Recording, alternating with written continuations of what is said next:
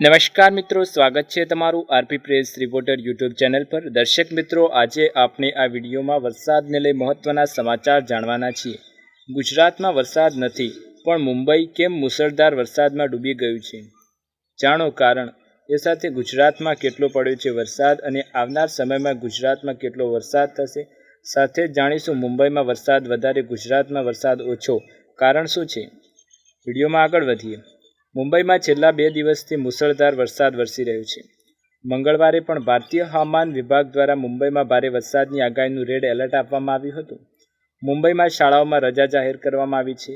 હવામાન વિભાગે ભારે વરસાદ બાદ ફરીથી હાઈ ટાઇડની ચેતવણી જારી કરી છે। મુંબઈ અને તેના ઉપનગરો ઉપરાંત રાયગઢ, પાલઘર, રત્નાગિરી અને સિંધુદુર્ગા જિલ્લામાં મંગળવારે મુંબઈ યુનિવર્સિટીની પરીક્ષાઓ ન યોજાવાની હતી, તેને સરકારે રદ કરી છે અને તે હવે નવી તારીખોમાં લેવામાં આવશે। મુંબઈના વડાલા સહિત અનેક સ્ટેશનો પર પાણી ભરાઈ જવાને કારણે ટ્રેન વ્યવહારમાં વિલંબ થયો હતો। હાર્બર લાઇન પર લોકલ ટ્રેનો મોડી હતી। તો જ્યારે ગુજરાતના પાડોશી રાજ્યમાં અતિભારે વરસાદ થઈ રહ્યો છે, તો ગુજરાતમાં કેમ વરસાદ ઓછો થઈ રહ્યો છે? ગુજરાતમાં કેટલો વરસાદ છે? ગુજરાતમાં જૂન મહિનાના અંત અને જુલાઈ મહિનાની શરૂઆતમાં પડેલા વરસાદ બાદ વરસાદનું જોર ઘટ્યું છે। કેટલાક વિસ્તારોમાં વરસાદ તો બંધ થઈ ગયો છે।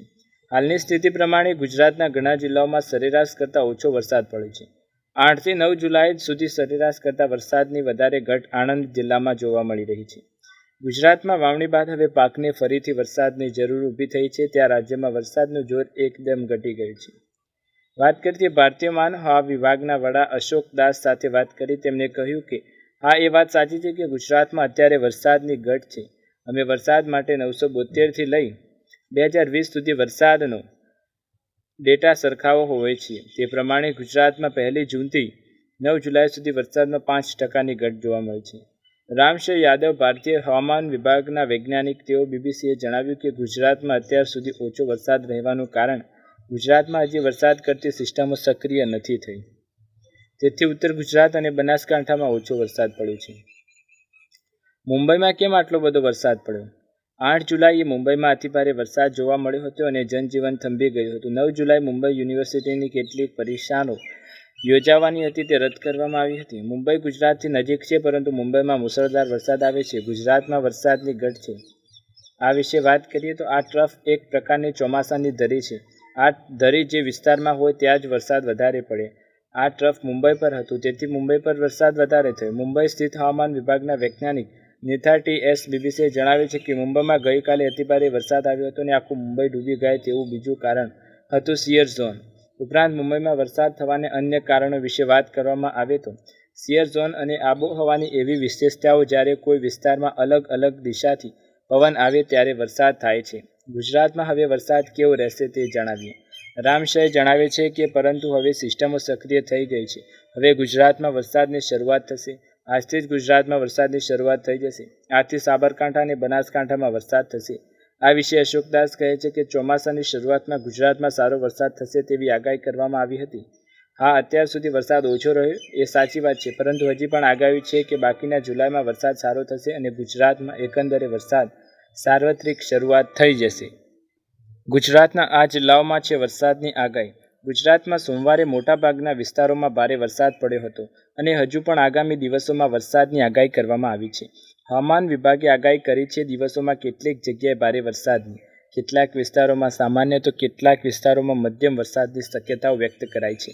હવામાન વિભાગના અનુસાર ગુજરાતમાં 10 દિવસ સુધી વરસાદની શક્યતા છે, એટલે કે 11 જુલાઈ રાજ્યમાં વરસાદ વરસવાનું શરૂ થશે। ગુજરાતમાં સૌરાષ્ટ્ર કચ્છ પર નવી સિસ્ટમ બની છે। અહીં આવો જાણીએ કયા જિલ્લામાં ઓરેન્જ એલર્ટ અને કયા જિલ્લામાં યલો એલર્ટ જાહેર કરવામાં આવ્યું છે। ગુજરાતમાં હાલના સમયમાં વરસાદની વાત કરીએ તો સમગ્ર ગુજરાતમાં છૂટોછવાયો વરસાદ છે, પરંતુ ઓછો વરસાદ છે। અમદાવાદ શહેરમાં ભારે વરસાદને કારણે નીચલાવાળા વિસ્તારોમાં પાણી પણ ભરાયા હતા। ગુજરાતમાં સૌરાષ્ટ્ર કચ્છ ઉપર બની છે વરસાદી સિસ્ટમ। હાલમાં ગુજરાત પર 3 સિસ્ટમ સર્જાઈ છે। એક છે દક્ષિણ ગુજરાત પર, બીજી છે ઉત્તર ગુજરાત પર અને રાજસ્થાન તરફ, અને ત્રીજી છે અરબી સમુદ્ર પર। આ સિસ્ટમને કારણે વરસાદની ગતિવિધિઓ વધી છે। હવામાન વિભાગના અનુમાન પ્રમાણે આગામી 1 અઠવાડિયા સુધી ગુજરાતમાં વરસાદી ગતિવિધિઓ ચાલુ રહેશે। ગુજરાતમાં ક્યાં છે ઓરેન્જ એલર્ટ, તો આવો જાણીએ। ગુજરાતમાં 2 જુલાઈએ એટલે વિસ્તારોમાં ભારે વરસાદ થયો હતો, તે બાદ વરસાદનું જોર ઘટ્યું હતું। આ સિવાય દક્ષિણ ગુજરાતના સુરત, નવસારી, વલસાડ અને દમણમાં ઓરેન્જ એલર્ટ જાહેર કરવામાં આવ્યું છે. ગુજરાતમાં આટલો વરસાદ પડ્યો છતાં ગરમી ઓછી કેમ નથી થતી? અન્ય રાજ્યોની સરખામણીમાં ગુજરાતમાં બફારો વધારે જોવા મળ્યો.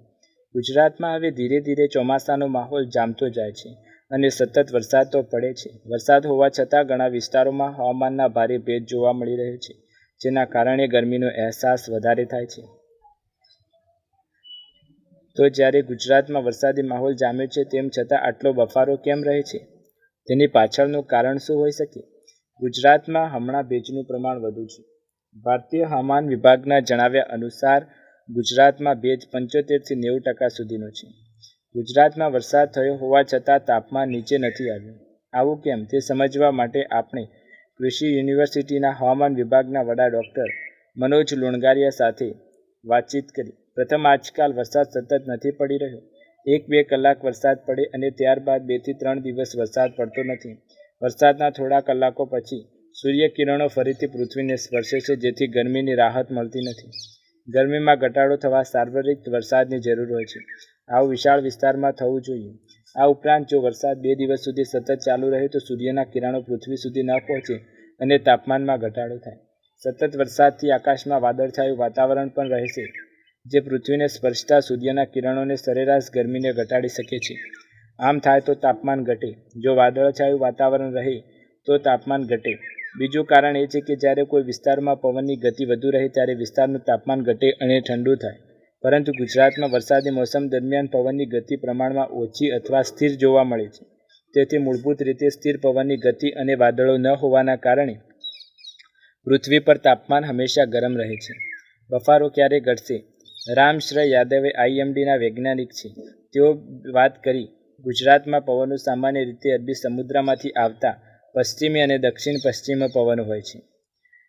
દરિયામાંથી આવતા પવનો બાષ્પીભવનની પ્રક્રિયા દ્વારા તેની સાથે ઘણો ભેજ વહન કરે છે. જ્યાં ભેજ ભરેલા પવનો જમીન સુધી પહોંચે છે અને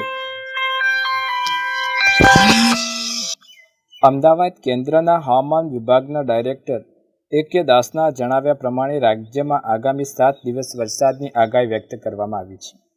12મી થી 15મી તારીખ સુધીમાં માછીમારોને દરિયો ન ખેડવાની ચેતવણી પણ વ્યક્ત કરવામાં આવી છે. A.K. દાસના જણાવ્યા પ્રમાણે આજે વલસાડ, નવસારી, તાપી, ડાંગ, સુરત, ભરૂચ, અમદાવાદ, ખેડા, આણંદ, સૌરાષ્ટ્રના તમામ જિલ્લાઓમાં અતિભારે વરસાદની શક્યતાઓ જોવા મળી છે.